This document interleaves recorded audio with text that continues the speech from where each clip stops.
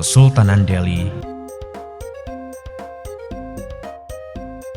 Pulau Sumatera, abad ke-13 Masehi.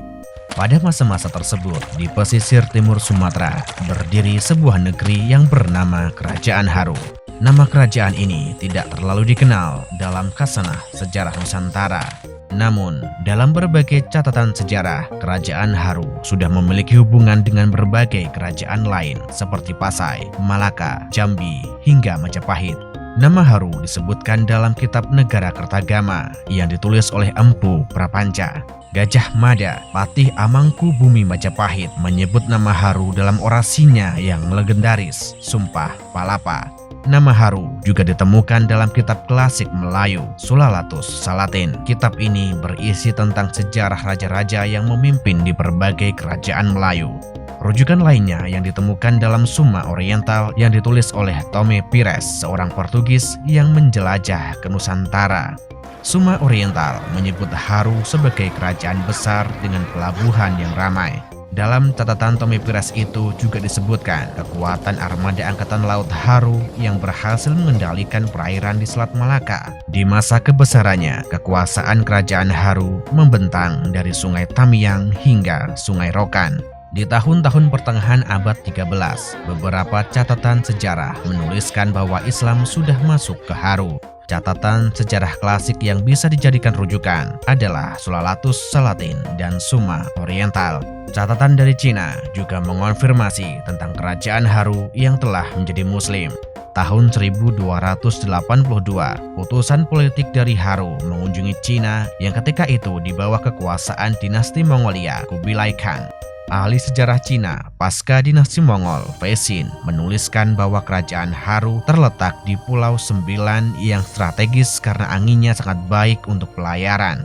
Kerajaan Haru saat itu dikenal sebagai penghasil beras, kamper, rempah-rempah, kopra, pisang, serta berbagai hasil hutan. Catatan Cina juga menuliskan pada masa Kaisar Yongle dari dinasti Ming datang utusan dari kerajaan Haru dalam rangka misi kerjasama. Kerajaan Haru ketika itu dipimpin oleh Sultan Husin. Misi kerjasama kerajaan Haru dengan kerajaan Cina berlanjut dengan kunjungan Laksamana Cheng Ho setahun setelahnya. Dalam catatan yang ditulis Laksamana Cheng Ho, Sultan Husin kemudian digantikan oleh putranya, Tuanku Alam Shah. Hubungan Haru dengan Cina terus terjalin dengan datangnya utusan pada tahun 1419, 1421, dan 1423.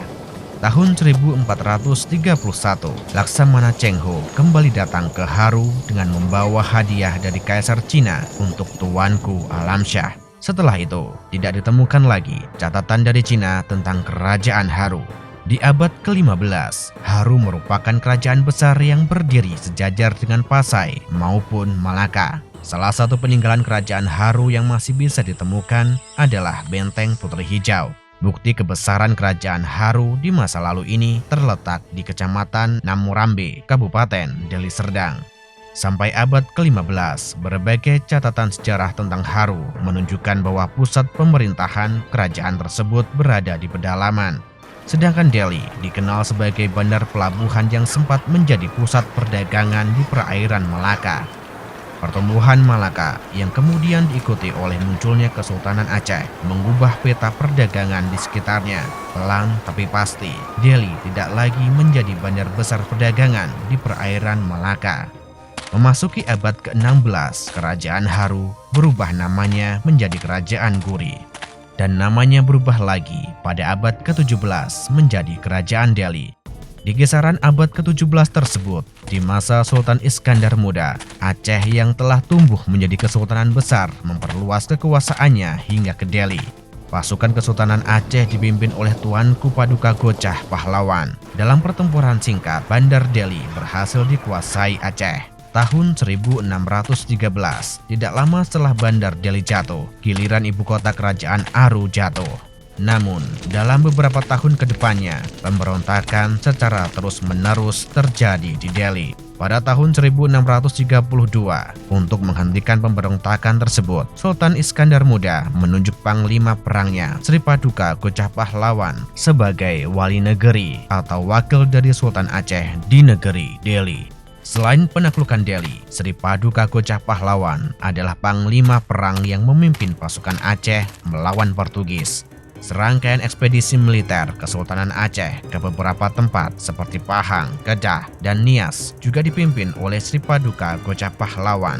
Penempatan Sri Paduka Gocah Pahlawan akhirnya benar-benar mengakhiri kedaulatan Haru yang telah berganti nama menjadi Delhi.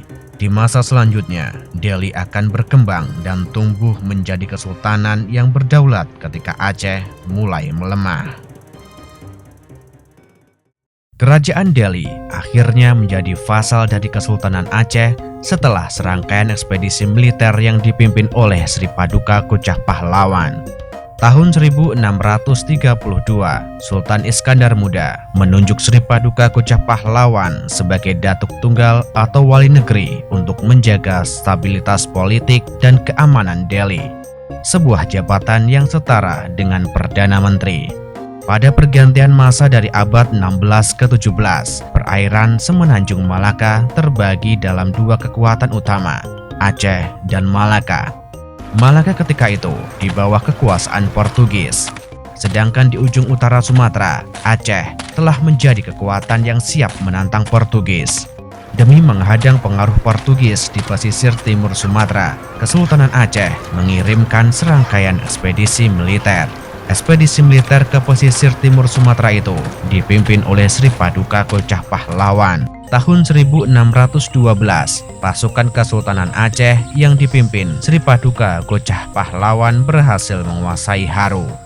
Situasi politik dan keamanan yang tidak stabil membuat Aceh kembali mengirimkan ekspedisinya tahun 1630. 2 tahun kemudian, Sultan Iskandar Muda mengangkat Sri Paduka Gocah Pahlawan sebagai Wali Negeri Delhi. Untuk menjalankan pemerintahan Delhi, Sri Paduka Gocah Pahlawan membentuk lembaga datuk berempat yang terdiri dari 4 Raja Batak Karo. Lembaga ini terdiri dari 4 Raja Batak Karo yang telah menjadi Muslim dan bertugas membantu Datuk Tunggal dalam menjalankan pemerintahan Delhi. Selain membentuk lembaga datuk berempat, Sri Paduka Gocah Pahlawan juga menikahi Putri Nang Baluan Beru Surbakti. Putri ini merupakan anak dari Raja Urung Sunggal, salah satu Raja Batak Karo yang masuk ke dalam lembaga datuk berempat. Selain dibantu oleh lembaga datuk berempat, kepemimpinan Delhi juga dibantu oleh bendahara, syah bandar atau kepala pelabuhan, dan beberapa menteri. Tahun 1636, ketika Delhi masih dalam tahap pengembangan dan pengorganisasian pemerintahan, berita duka datang dari Aceh seiring meninggalnya Sultan Iskandar Muda. Sepeninggal Sultan Iskandar Muda, kekuatan militer dan pengaruh Kesultanan Aceh pelan-pelan mulai menurun di sekitar Semenanjung Malaka. Sedangkan di seberang timur Sumatera, Malaka semakin memanas dengan ambisi VOC merebut wilayah tersebut dari Portugis. Tahun 1641, Malaka akhirnya jatuh ke tangan VOC. Ancaman terhadap Sumatera Daratan semakin nyata karena VOC telah memiliki basis yang mapan di Maluku dan Jawa. Dan kini, perimbangan politik di Selat Malaka mengalami perubahan. VOC telah mengarahkan target mereka ke tanah Sumatera. Delhi yang mulai tumbuh kini harus menghadapi kenyataan, yaitu Kesultanan Aceh yang semakin melemah dan VOC yang tengah mengintai. Namun, Sri Paduka Gocah Pahlawan tetap menjaga hubungan yang erat dengan Aceh meskipun beberapa kali telah berganti pemimpin. Tahun 1669, setelah memimpin Delhi sebagai vasal Aceh selama 37 tahun, Sri Paduka Gocah Pahlawan tutup usia. Kepemimpinan Delhi kemudian dilanjutkan oleh Tuanku Panglima Perunggit, putra dari Sri Paduka Gocah Pahlawan. Panglima Perunggit meneruskan kebijakan yang diambil pendahulunya. Tata cara pemerintahan Delhi tidak mengalami perubahan. Namun, Tuanku Panglima Perunggit mengambil keputusan mengejutkan tidak lama setelah memerintah memisahkan diri dari Kesultanan Aceh. Pada masa-masa tersebut, Kesultanan Aceh sedang dalam kondisi melemah dan dipimpin oleh Sultanah Ratu Taj al-Alam Safiyah al-Din. Negeri yang berpusat di Labuan tersebut sekarang menjadi kerajaan berdaulat dan bukan lagi sebagai vasal Kesultanan Aceh. Pasca memisahkan diri dari Aceh, Delhi menjalin hubungan diplomatik dengan VOC di Malaka. Keputusan ini diambil untuk mengantisipasi kemungkinan aksi militer dari Kesultanan Aceh. Tahun 1700 Masehi, Tuanku Panglima Perunggit tutup usia. Kepemimpinan Delhi kemudian dilanjutkan oleh Tuanku Panglima Paderap. Memasuki abad ke-18, terdapat 3 kekuatan utama di perairan Malaka, yaitu Aceh, Delhi, dan Malaka yang ketika itu dikuasai VOC. Delhi pada masa tersebut dipimpin oleh Tuanku Panglima Paderap. Tidak banyak perubahan yang terjadi pada masa kepemimpinan Tuanku Panglima Paderap. Namun, Tuanku Panglima Paderap memindahkan ibu kota kerajaan ke sebuah tempat yang bernama Pulau Brayan. Pemindahan ini dilakukan untuk memudahkan administrasi pemerintahan dan mengendalikan wilayah-wilayah taklukan. Tahun 1720, Tuanku Panglima Paderap wafat. Almarhum Tuanku Panglima Paderap meninggalkan 4 orang putra dari permaisuri dan selirnya, yaitu Tuanku Jalaluddin, Tuanku Panglima Pasutan, Tuanku Tawar Arifin, dan Tuanku Umar Johan Alamsyah. Putra mahkota menderita cacat mata sehingga tidak bisa naik tahta. Adiknya, Tuanku Umar Johan Alamsyah, yang paling berhak menduduki tahta karena putra dari permaisuri. Namun, putra lainnya dari selir, yaitu Tuanku Panglima Pasutan, tidak bisa menerima situasi tersebut. Perang saudara memperebutkan tahta tidak terelakkan. Bertahun-tahun lamanya, perang saudara ini tidak kunjung selesai. Hingga kemudian, pada tahun 1732, Tuanku Panglima Pasutan berhasil mengusir Tuanku Umar Johan Alamsyah, permaisuri, dan pengikutnya keluar dari istana. Pelarian Tuanku Umar Johan Alamsyah membawanya sampai ke kampung besar atau yang dikenal sebagai Serdang. Di tempat tersebut, Tuanku Umar Johan Alamsyah mendirikan sebuah kesultanan baru yang bernama Kesultanan Serdang. Berdirinya kerajaan baru ini akan memperpanjang ketegangan antar saudara yang berlangsung hingga ratusan tahun lamanya. Setelah berhasil menduduki tahta Delhi, Tuanku Panglima Pasutan memindahkan ibu kota kerajaan dari Pulau Brayan ke Labuan Delhi. Selain itu, Tuanku Panglima Pasutan juga mengangkat datuk dari 4 suku yang dikenal sebagai Datuk 4 Suku untuk memperkuat kedudukannya. Keberadaan Datuk 4 Suku ini memiliki peranan yang strategis untuk mewakili kepentingan rakyat Delhi bukan hanya di masa Tuanku Panglima Pasutan, tetapi juga para penggantinya. Tuanku Panglima Pasutan memerintah hingga wafatnya pada tahun 1761 Masehi.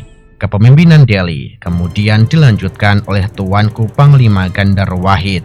Masa kepemimpinan Tuanku Panglima Gandar Wahid dari tahun 1761 hingga 1805 diwarnai perubahan politik yang signifikan di Nusantara. Pada masa inilah, wilayah Serdang mengalami perluasan hingga ke perbaungan. Memasuki akhir abad ke-18, Napoleon Bonaparte melancarkan perang Eropa dan menyebabkan Belanda jatuh ke tangan Perancis. Tahun 1799, VOC secara resmi dibubarkan oleh pemerintahan boneka Prancis di Belanda karena penyakit kronis korupsi yang membuatnya bangkrut. Wilayah-wilayah VOC di Nusantara secara otomatis jatuh ke tangan Prancis. Namun, baru pada tahun 1808, Prancis memasuki Batavia. Willem kelima, Raja Belanda ketika itu melarikan diri mencari perlindungan ke Inggris. Tahun 1805, kepemimpinan Delhi mengalami pergantian seiring wafatnya Tuanku Panglima Gandar Wahid. Puncak kepemimpinan Delhi kemudian dilanjutkan oleh Sultan Amaluddin Menggendar Alam. Untuk pertama kalinya dalam sejarah, pemimpin Delhi menggunakan gelar Sultan. Delhi pun kemudian juga memiliki nama resmi, Kesultanan Delhi Al-Mu'tasim Billah. Gelar kesultanan ini diberikan oleh Kesultanan Siak yang kala itu sudah tumbuh menjadi negara besar dan berpengaruh di perairan Malaka. Perkembangan Kesultanan Siak yang pesat menjadikannya negara yang diperhitungkan di samping Aceh.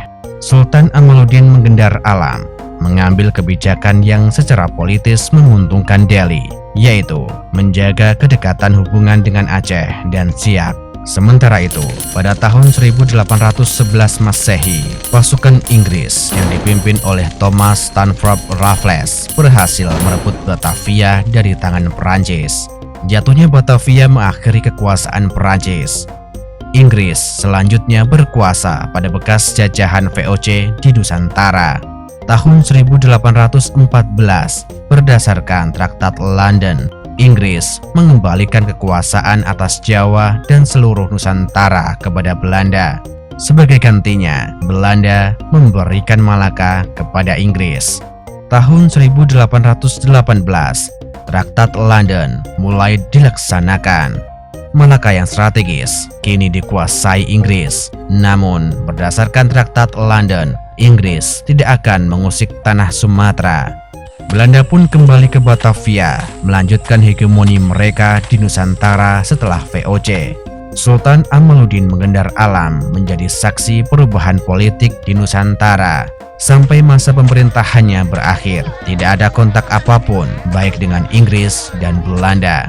Tahun 1850, kepemimpinan Delhi dilanjutkan oleh Sultan Osman Perkasa Alamsyah. Tahun 1853, Sultan Osman Perkasa Alamsyah datang ke Aceh sebagai tamu istimewa untuk mendapatkan gelar kehormatan.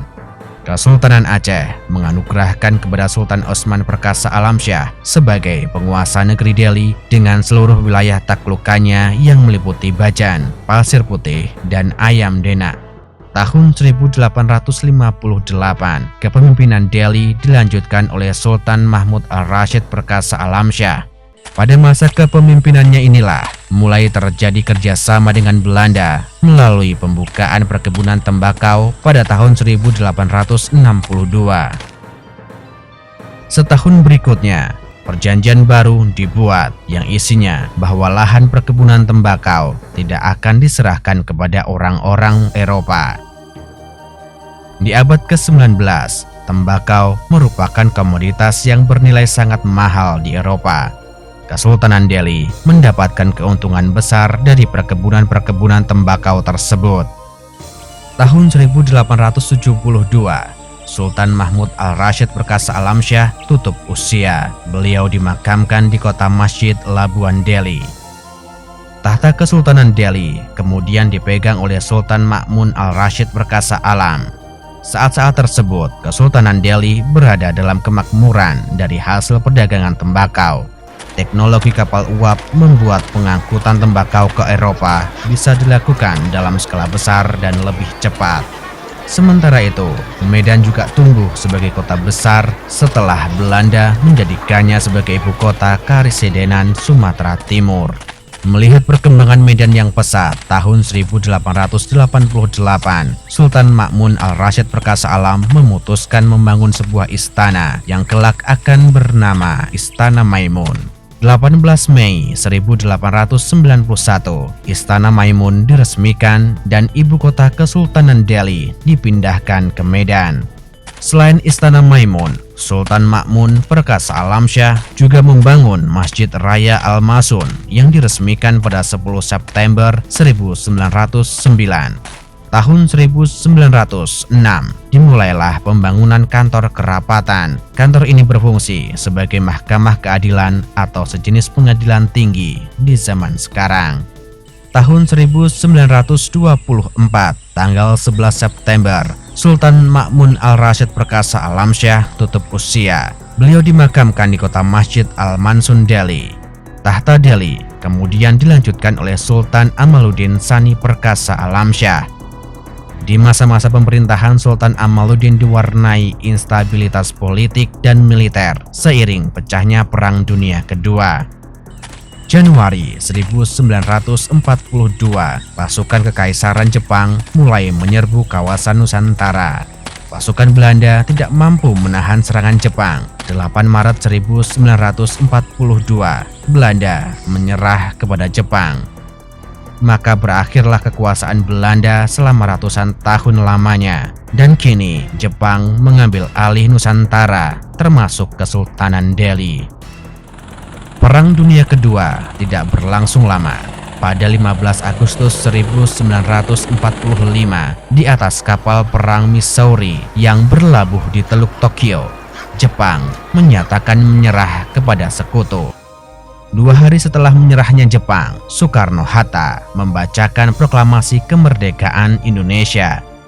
Pasca proklamasi kemerdekaan, Kesultanan Delhi berintegrasi ke Republik Indonesia.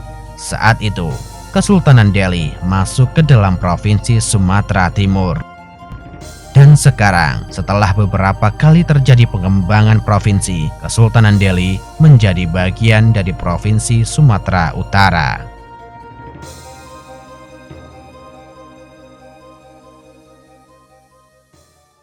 Jika Anda suka video kami, jangan lupa untuk subscribe, like, dan memberi komentar. Nyalakan loncengnya agar mendapatkan notifikasi dari video terbaru kami.